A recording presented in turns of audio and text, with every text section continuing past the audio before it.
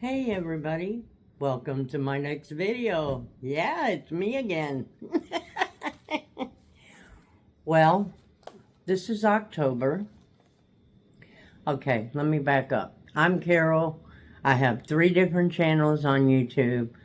One is about reselling. That is RV Butterfly, reselling and thrifting. And then I have over 50, making it better.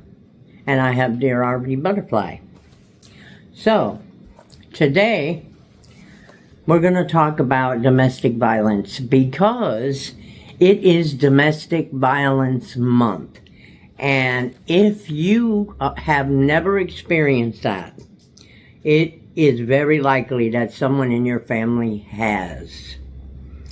I did write myself some notes because it has been years, but I was a woman who was really in a situation that could have meant I wasn't going to be here talking to you guys. So, let me just tell you some of the things I think about it. Let me fix my thing here. It's bothering me. Sorry, guys. Okay, let's see where I started. First of all, there's a lot of places like shelters where women can go if they're, involved in domestic violence and stuff like that. And a lot of women don't want to go there. And I got that. A lot of people think, well, if they were getting really violated, they would do that. But that's not the truth. It's just, you're already a nervous wreck. But I advise anybody who is in that type of situation that if and when you leave, you don't let nobody know you're going, not even your children. You warn them about it after you have gotten out of the house with all your kids safely, and then you tell them what you're going to have to do and why, depending on their age, of course. This is everything I'm saying is just my opinion, and things that I went through it for more than 15 years. So everybody seems to think that it's only women who who are involved on the battered side, and that's not the truth. Not anymore. We have a lot of men who also have the problem, but they either don't want to lose the person who's battering them, or they don't want to get that person into trouble. And that's how a lot of women and a lot of men, both with domestic violence, end up dead. Because they try to hang around and they think the person's going to change. It's always going to change. It's not going to happen again. And they also make you feel like it ain't going to happen again. Oh, I'm so sorry. I shouldn't have did that. I'm ashamed of myself. Blah, blah, blah, blah, blah. Don't matter which side it is, woman or man. And they will tell you anything to make you believe that it will never happen again. Well, I had it done to me for some real petty reasons. People say, well, usually when that happens, it's because somebody's cheating on somebody else, and no, not in any case. I mean, I'm just saying, to me, it didn't happen that way at all. It wasn't no cheating. It wasn't no, he wanted to cheat, I wanted to cheat. No, it was none of that. It was, you don't talk back to me, even if you feel strongly about a subject that, or if I spank one of the kids and you think I was wrong, you don't tell me that I better not do that again, or whatever. There's so many little things. I even had a friend who was involved in domestic violence herself. And we were real young at the time, and I wasn't even with this person, the father of my kids who abused me. I hadn't even, well, I met him, but I wasn't with him yet. And, but my friend, she was married, and she was only about 19, I think, and she had a little boy with him, and he was about a year old. And she would get beat up if she fried his eggs the wrong way.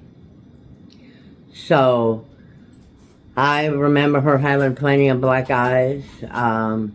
At that time, way back in the day, we didn't have shelters, and even police didn't do. You're going to be surprised at what I'm going to tell you, because even the police did not think it was a serious matter until they were forced to arrest the perpetrator because they turned it into felony. And that, I can't remember when they did that. I think it was in the late 80s, maybe? I could be wrong. I'd have to look that up. But anyway, yes, it was a misdemeanor. So, I'll tell you a story that happened to me. One of many. My kid's dad had been in prison a long time because he was into drugs, and he would go rob houses and all kinds of stuff. Don't ask me how I got mixed up with him, because I could never tell you in a million years. All I know is he was a good-looking guy standing on the street corner, and he was real charismatic. Okay? We were very young. Kids. And, but that's how we met and everything. But, so while he was in prison, we were broke up. And I bought a townhouse because at the time I had my 2 sons. I had the 2 oldest boys. And, I bought myself a townhouse. I finally got something that belonged to me, because before that we were living in apartments. But I always worked. He never worked, by the way. Yeah, that should have been my first clue, right? But anyway, so after I bought that townhouse, he had gotten out of jail. And I was working, and I don't know how long he was out, because we were not keeping in touch. But he had never, ever touched me while we were just girlfriend and boyfriend. Never. Before this time, never. Okay? Keep that in mind, because that was about 10 years. But as soon as he married me, and he moved in my townhouse, because we ended up getting back together, everybody was telling me, oh, he's not into anything no more, he's a good person, blah, blah, blah, blah, blah. Which was a line of bullshit, but, you know. So, to make a long story short, I was driving a taxi cab. Yes, I was. I was a cab driver. I loved it. And I came home late one night. That was the first time. And we had a full basement in the townhouse. And granted, I didn't take shit from nobody. And he was no exception. Of course, until he started pounding me to the ground, you know. But, because they intimidate you. They really do.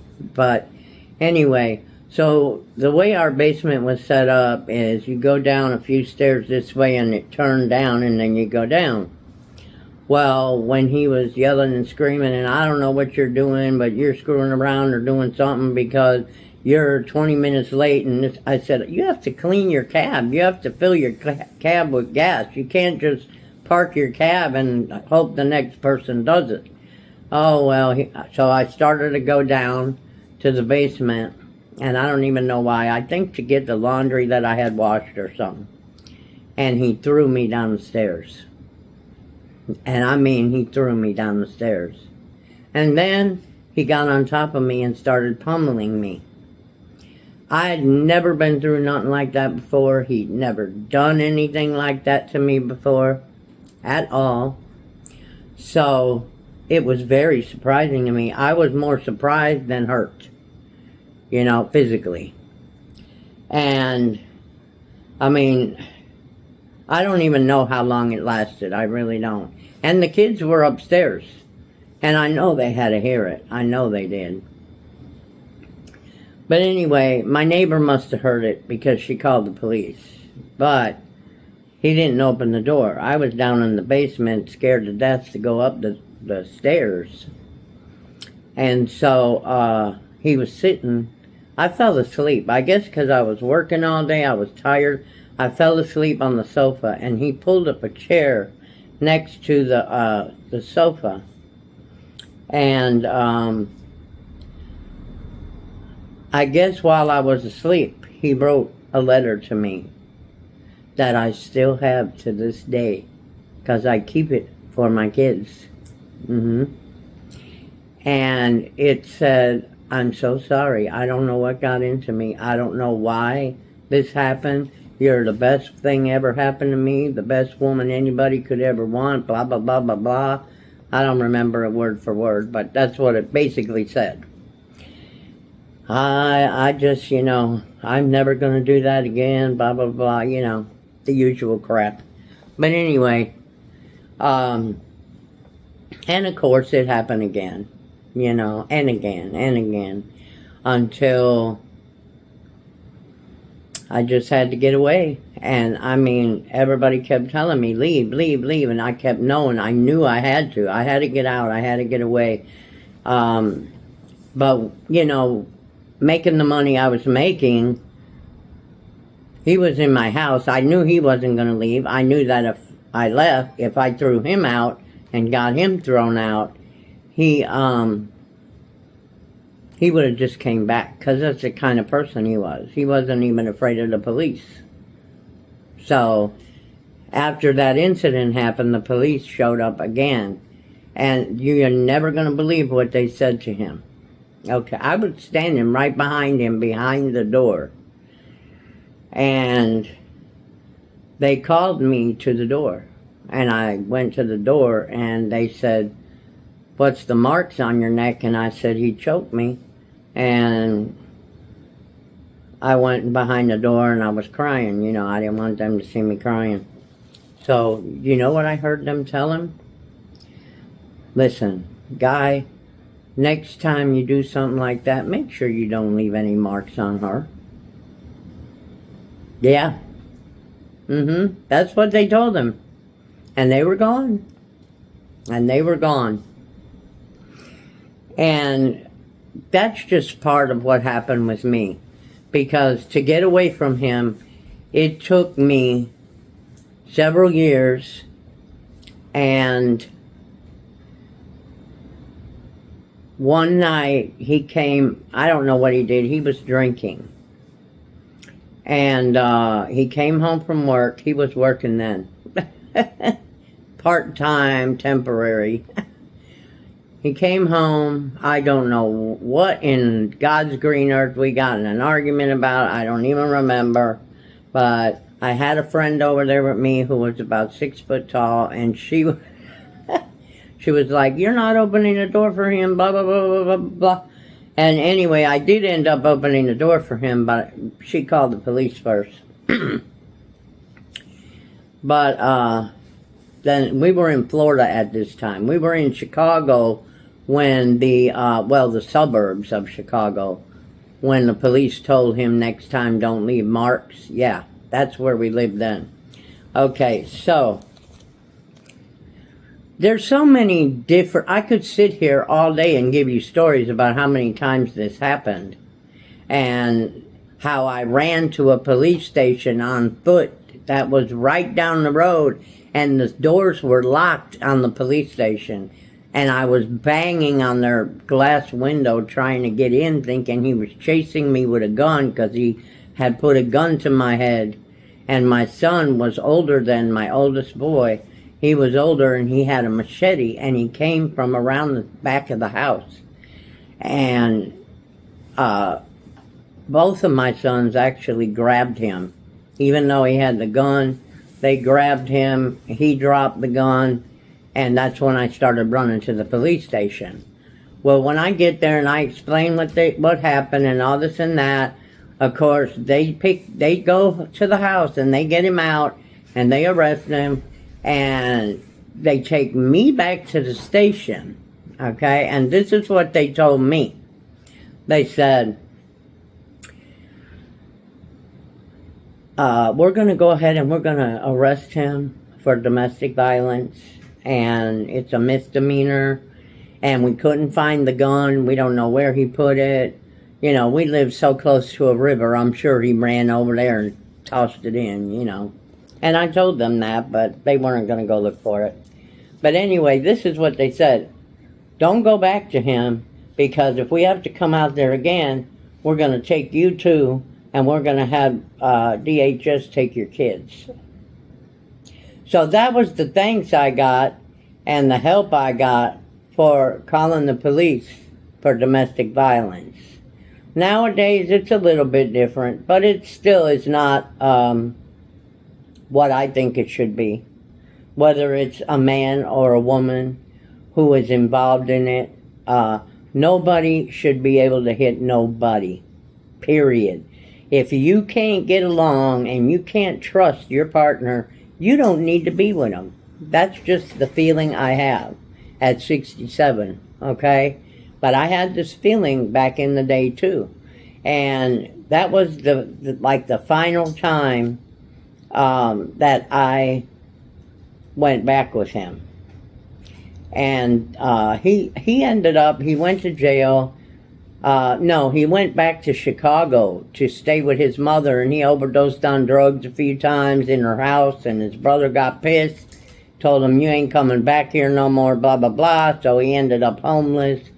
This is what they told me. I have no idea.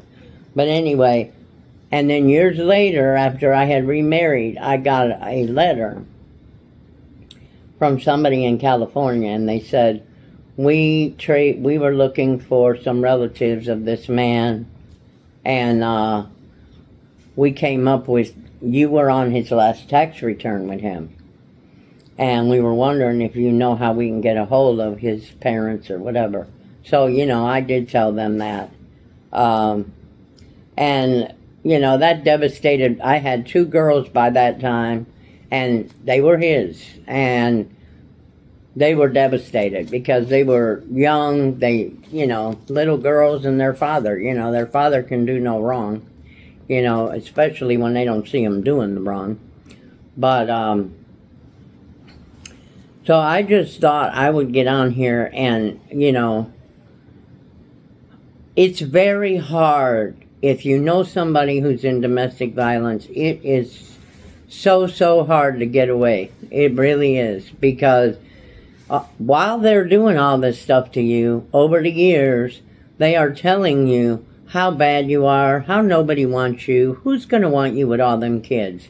You know, you're getting older, blah, blah, blah, you got baggage, you know, nobody wants somebody else's kids, which is a lie. You know, there's a lot of people who really don't want to be, but they're not going to get with you if they know you have kids, and, you know. But there are people out there who will. But as I said, it don't just happen to men and to women anymore. It happens to men too, but they're embarrassed because they're supposed to be the stronger person, and they're supposed to be the stronger sex. And what do you mean your wife kicked your butt, or your girlfriend kicked your butt, you know? I mean, I can only imagine what they went through in the very beginning when you know, it was being noticed that women were also doing it to guys. And now they have groups that meet for domestic violence at the shelters or in communities. And I suggest everybody who has a problem goes to the group, because that's the only way you're going to get strong to get away from it. That's the only way. Because there's so many things you can do, so many ways you can survive with your kids, and, you know, even if you have to move way far away, and it's very hard to do that. When I left with a basket of clean clothes that I had washed the day before for my kids and for myself. And that's what we left with. But we came out of it unscathed. We came out of it okay. I can't say unscathed because that's why I get anxiety attacks, okay? Not because my daughters passed away. It was because of what I went through. And I didn't even realize that myself. So, I'm trying to think if there's anything I'm leaving out here. Oh, and I was thinking, too, this may not be, you know, I'm not a doctor or anything, but I have had a lot of experience with it, people around me, myself.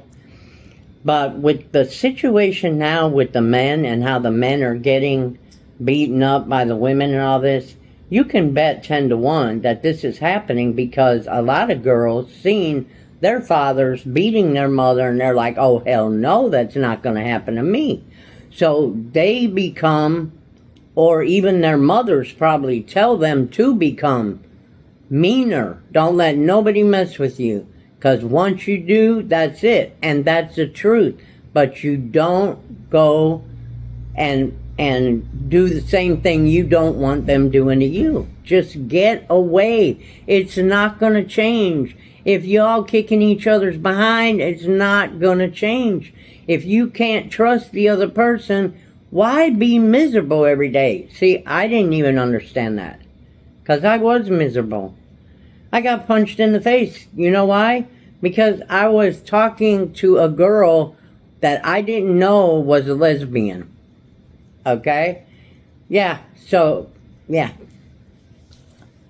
And I didn't know her. She just lived in the neighborhood, and she noticed I had a black eye one day. And she asked me what happened, and I said, I told her, you know, and he seen me talking to her. And then the next time I seen her, because I had to go to the public phone to go call anybody. I didn't have a phone or nothing. The next time I seen her and told her about that, within an hour, she was back at my house pulling a gun on him. And I kid you not. She said, if I ever find out you lay a hand on your wife one more time, you won't have to worry about it. I'm not kidding. And that's, you know, that's where I got my punched in the face. I was talking to a lesbian, and he just, there's issues there with people who do shit like that. There really is. And you yourself cannot ever change anybody. If I didn't learn anything in my life, I will learn that. I would learn that. You can't change anybody. You can't change their way of thinking. You can't change them if they're a narcissist. You can't change what they think about life. You can't. Nobody can change somebody else. You can't. It's still within them, even if they try their best not to let that evilness out or whatever. It's still there. And eventually, it's going to come out again. And I used to be a 911 dispatcher. I think I told you guys. And one big reason that I quit my job was because I had to go out with the officers on calls for every shift, for first, second, and third shift, to see how it goes on the street, what goes on, you know, how the dispatchers are doing with the police, you know, stuff like that. Well, while I was doing that, we got a call. And the call was for a domestic violence call. The man had a gun. He was at her door. You know, I could hear it all because I was in the front seat with the officer. And he said 10-4, and he didn't even put a siren on, do anything else. I said, what, shouldn't we be going a little bit faster? He said, no. He said, don't worry about it. They'll kiss and make up by the time we pull up in front of the house. No. When he got there, everybody beat him there. The rest of the, I think it was Highway Patrol, beat him there. And I just sat, because you weren't allowed to get out of the car. Because you weren't an officer. You know, you could get hurt, whatever. But that guy had already broken the house. Thank God he didn't shoot anybody. But the other officers had him down before we even got there. You know, and I am hoping against hope that things don't happen that way nowadays. This was about 20 years ago. So, you just never know. 1 second, please.